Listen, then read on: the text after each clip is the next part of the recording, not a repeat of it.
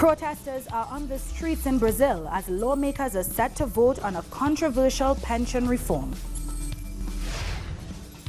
Thousands of Walmart workers in Chile go on strike in what could be the country's largest private sector strike in decades.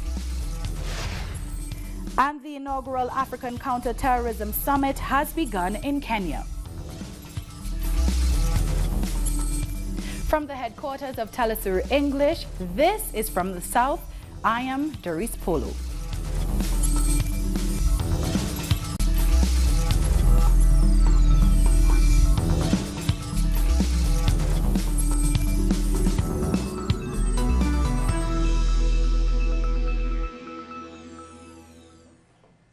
Social movements and trade unions in Brazil are protesting across the country against President Jair Bolsonaro's pension reform. Protesters in Brasilia gathered outside Congress as lawmakers are currently debating the bill with a vote expected in the coming hours. If the reform passes, Brazilian workers would have to work an extra 10 years on average to qualify for their pension. According to local media, about 300 lawmakers are in favor of the bill, which would be enough to pass it. But the opposition are trying to block the vote today and delay the process until Congress goes into recess. Our correspondent in Brasilia, Danai Gaetti, has more. Protesters have gathered outside of Congress to oppose the pension reform that has been debated in the lower house.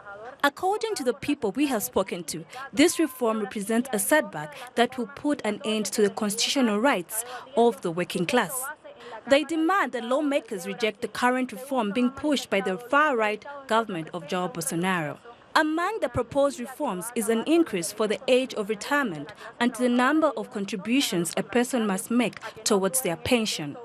Those who would be affected by these proposals are women, teachers, and public security workers.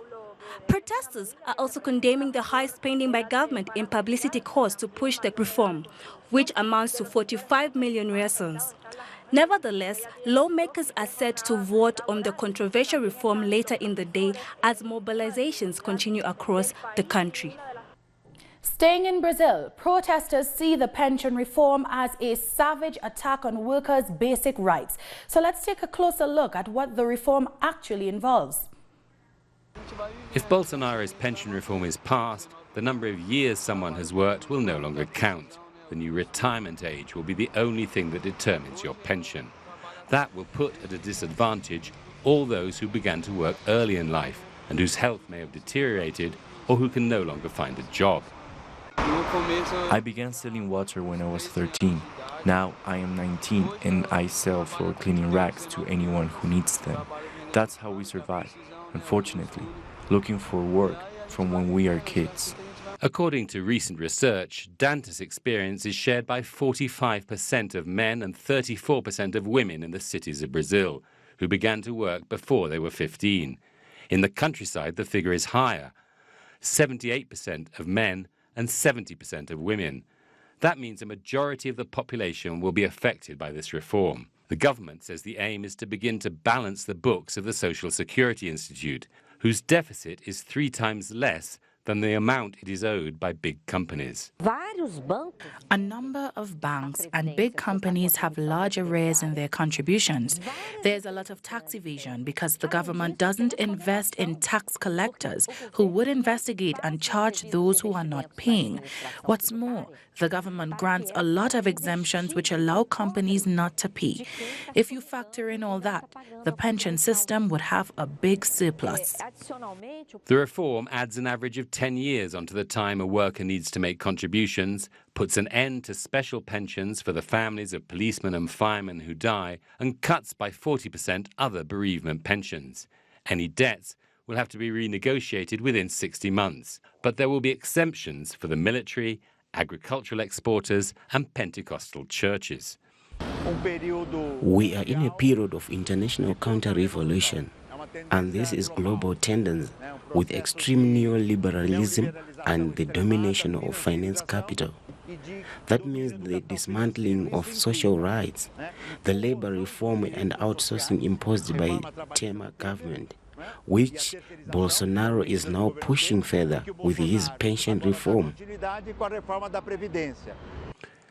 With unemployment at 40 million and whole regions of Brazil where life expectancy isn't more than 65, this reform will require workers to make 4 decades of contributions. According to the opposition and trade unions, that means huge numbers of Brazilians will die without ever drawing a pension. In other news, over 10,000 Walmart workers in Chile have gone on strike to demand better salaries in what many are calling the largest private sector strike in the country in decades. According to the Walmart Workers Union, they are demanding a 4% raise in their salaries, but the company has only offered them 3%.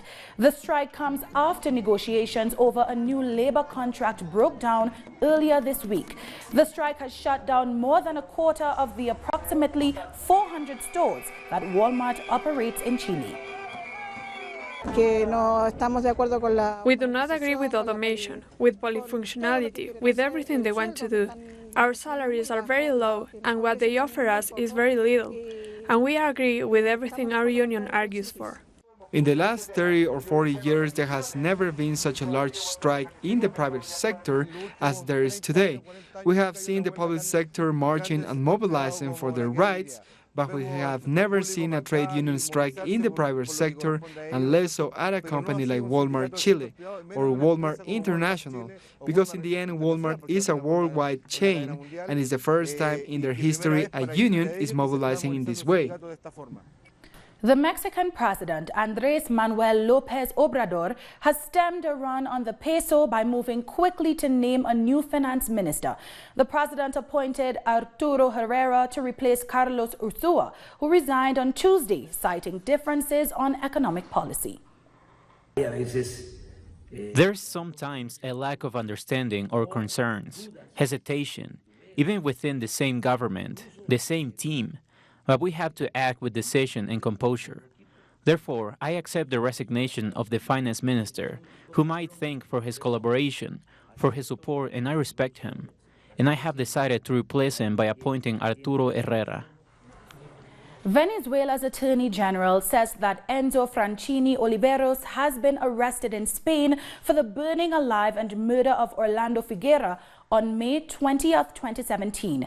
Venezuela's public ministry had made a request to Interpol for his capture after he was identified in videos. The top prosecutor says that the suspect is accused of public instigation, manslaughter, and terrorism.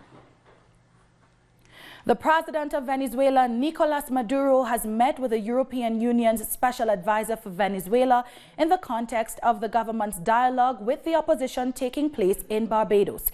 Enrique Iglesias, a former Uruguayan foreign minister and a former president of the Inter-American Development Bank, was invited by the government at the end of March in order to consolidate the national dialogue process. It began in Norway on May 14th and has been continuing in Barbados from July 8th. I believe in dialogue, and in a dialogue, all sides have to sit down and be prepared to compromise.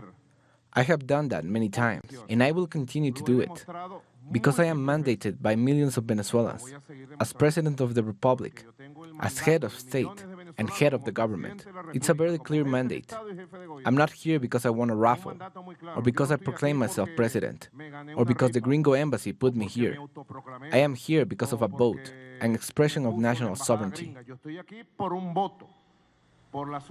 The president of Bolivia, Evo Morales, has held a meeting with his Surinamese counterpart, Desi Bouterse, in the capital of Suriname, Paramaribo. The two leaders signed a number of agreements, including a memorandum of understanding on political, economic, and commercial issues. Bolivia and Suriname have also agreed to hold regular meetings in the future to assess aspects of their bilateral relations, international developments, and matters of mutual benefit. In the name of the government and the people of Suriname, I want to offer a warm welcome to the President and delegation of the plurinational state of Bolivia. We are hoping for a fruitful talks and a healthy result for both the people. The President of Evo Morales shows the way. for indigenous people around the world, and we congratulate him for his achievements and for what he has done for the world he represents.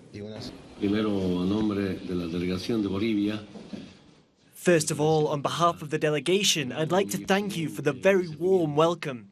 Maybe our two countries have been considered as small on our continent, but with the excellent social, political and economic work done, we're on the path to becoming big. In Bolivia, thanks to the social progress made, we've started to change our dear country. We are responsible for leading our countries, the countries previously called African American, humiliated and discriminated against, enslaved even. And you have led your country with certainty. In Bolivia, after more than 500 years of subjugation, we, the indigenous community, once again govern ourselves. This is the extraordinary link between Suriname and Bolivia. Bahamas' Prime Minister Dr. Hubert Minnis has made a call to action on climate change, given the Bahamas' vulnerability as a low-lying, sea-encircled country. If the projected sea level rise is reached by 2050, up to 12% of the island's territory could be lost, especially in areas where the main tourism assets are located. The Prime Minister has called on Bahamians to be at the forefront of the efforts to reverse this terrifying phenomenon. He was speaking during his Independence Day message as Bahamas recently celebrated 46 years free from British rule. We must ever be vigilant in preserving our biodiversity, addressing pollution, protecting our marine environment and resources, and combating other environmental threats. With the historic challenge of the exhilarating and life-threatening effects of climate change, united, we must stand to save our Bahamas from rising sea levels and other destructive effects of a warming planet. We move to Guyana, where the country's president has rejected 5 of the 11 names submitted by the opposition leader as possible candidates for the chair of the Elections Commission. Following a 2-hour meeting between both parties on Tuesday, 4 names have been shortlisted, while 2 are under active consideration. It's all part of a process to ensure credible elections at the earliest possible date, following the passage of a no-confidence motion against the government. The opposition says it wants to ensure that the selection process is transparent. These 11 are not unacceptable, or they are not acceptable to the president. You may want to consider these 8, but that's not what took place. They're saying add 8 to the 11 and let's start considering. It's like if you're horse trading and you're not following the constitutional guidelines. And I think that needs to be made clear. We'll take a short break now. Join us in a few.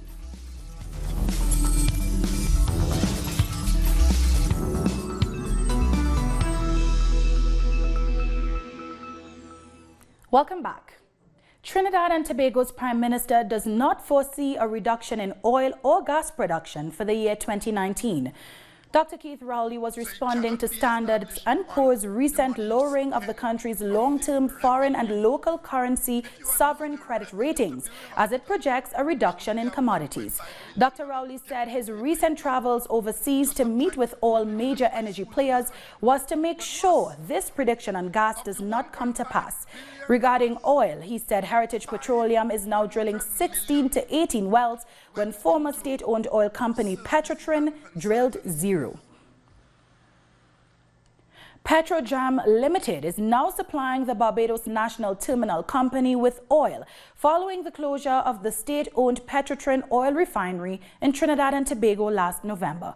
The deal is reportedly more competitive than the previous one with Petro-Trin. The Trinidad and Tobago government shut down the refinery after complaining of billions of dollars in losses annually. Petrojam is Jamaica's only petroleum company and is wholly owned by the country's government. We move now to El Salvador, where human rights activists have called on the Legislative Assembly to recognize their work and ensure their safety as the amount of threats against them grows. Sonia Sanchez leads a women's rights movement in the municipality of Santo Tomas. Apart from fighting for women's rights, her organization also promotes self-sustainability programs. But human rights defenders in El Salvador are often criminalized, making their work very risky. You have to keep up the fight and you can't let them intimidate you. But it is also hard not to be scared when someone calls you saying someone paid them to kill you or kidnap someone from your family. It is hard, but we can't let these threats stop us from defending human rights.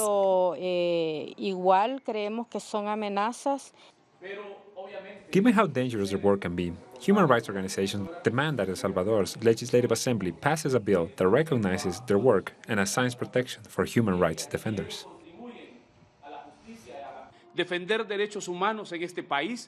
Defending human rights in this country continues to be a high-risk task. It's not recognized as a proper profession because there are no degrees for it. But you do not need titles to defend and promote human rights. According to a 1998 United Nations declaration, any person or group can promote and defend human rights.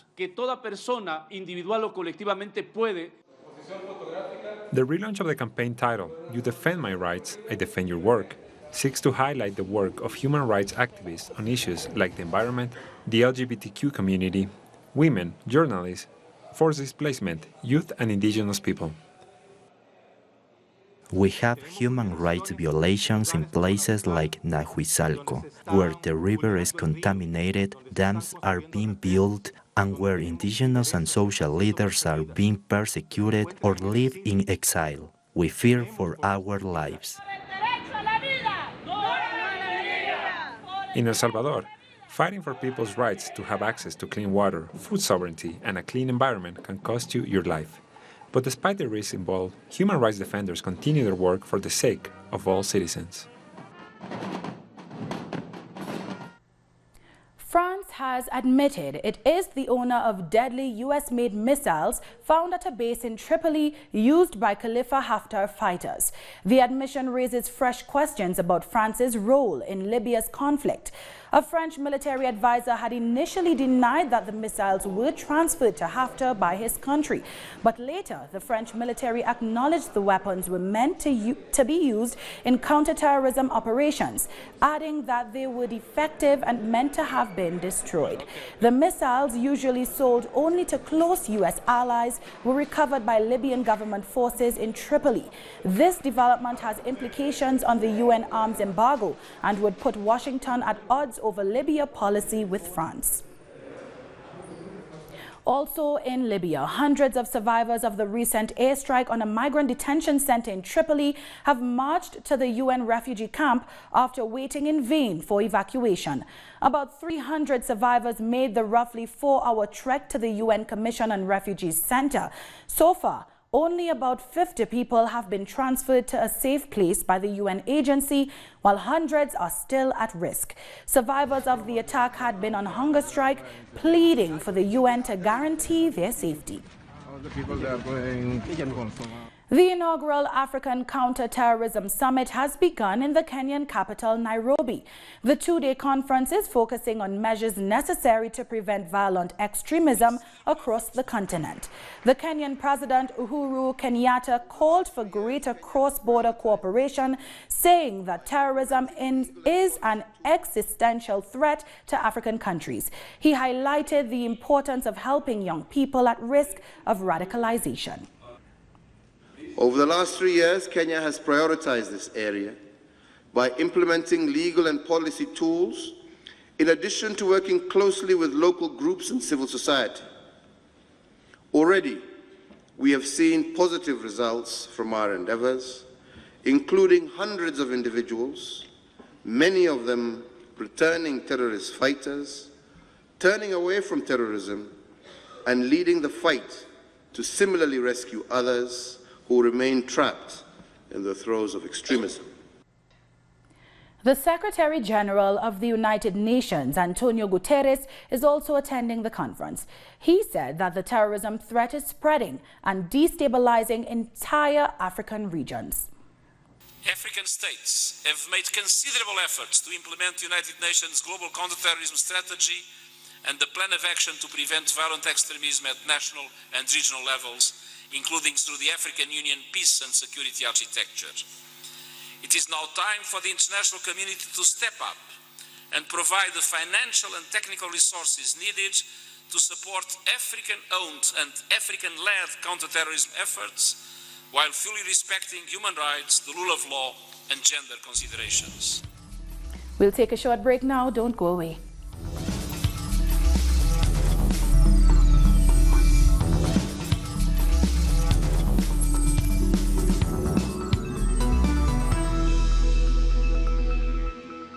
Welcome back. Protesters have taken to the streets of Rome, Italy, to condemn the Interior Minister's attempt at evicting low-income residents from occupied buildings. Residents, migrants, and union members say the eviction plans would lead to hundreds more living on the streets. Protesters blamed Matteo Salvini's and the governor of Lazio region, Nicolas Zingaretti, for depriving people of housing and jobs. The peaceful protests were held in front of the regional council and were monitored by a heavy police presence. Salvini is a propaganda minister who criminalizes the poorest, but he has the same interests as the European Union. The EU chooses neoliberal policies based on its economic interests, but these measures do not apply to those in power or the European Central Bank, only to the poor. Salvini says there are migrants that are invading us. They steal from us. But those who live on the streets know that when they are evicted, it weren't migrants doing it. Those with jobs know that it's not migrants who exploit them. The homeless know that it's not the migrants who deny them a home. It's Salvini as well as Governor Zingaretti who deny us housing, jobs, healthcare, and education. The newly elected Greek Prime Minister has announced a new bill to reduce taxes in the coming weeks. During his campaign, Prime Minister Kyriakos Mitsotakis pledged to implement neoliberal economic measures, including a series of cuts for corporate and income taxes. However, on Wednesday, he did not specify which reforms the new bill would contain. The government will table voting on the bill until after a vote of confidence scheduled for July 22nd and after a state reform proposal. Shifting gears now, Iran has welcomed France's efforts to salvage the 2015 nuclear deal. The agreement between China, Russia, and a number of European Union countries was thrown into disarray when the United States unilaterally withdrew, imposing an economic blockade on Iran. France's top diplomat, Emmanuel Bon, is visiting Tehran in an effort to ease tensions. Iran's President Hassan Rouhani has said that the country remains committed to the deal, pointing out that it was the U.S. who broke the terms of the agreement. These Americans, who have generally violated the Joint Comprehensive Plan of Action, have now called for an emergency meeting of the Board of Governors of the UN Atomic Agency Board, asking why Iran has abandoned some of its JCPOA commitments. This is a funny story that the U.S. is weaving, and such things are rare in the political history of the world. Meanwhile, the Iranian ambassador to the International Atomic Energy Agency defended Iran's right to enrich uranium under the Non-Proliferation Treaty. That the issue of enrichment is not prohibited under the Non-Proliferation Treaty. This is the right of every member to the Non-Proliferation Treaty, and this is Iran's right also. And what we are doing is, in a very transparent manner, is under the surveillance of the IAEA, the inspectors are there, every single activity is under monitoring, we have nothing to hide. So there is no room for concern, actually. And now for sports. New Zealand has advanced to the Cricket World Cup final after knocking out India by 18 runs in a sensational match at Old Trafford in the United Kingdom. India lost the match after scoring 221 from 49.3 overs, while New Zealand managed 239 for 8. India, chasing a 240 win, were reduced by batsmen Rohit Sharma and Virat Kohli, misfires of 24 for 4 and 92 for 6. New Zealand, Ross Taylor top scored with 74 from 90 balls, which added 28 runs in the remaining 3.5 overs of their innings. Thursday's match between England and Australia will determine who faces New Zealand in the finals. We've come to the end of this news brief. You can find these and many other stories on our website at telesurenglish.net. And join us on social media, Facebook, Twitter, and Instagram. For Telesur English, I'm Doris Polo. Thank you for watching.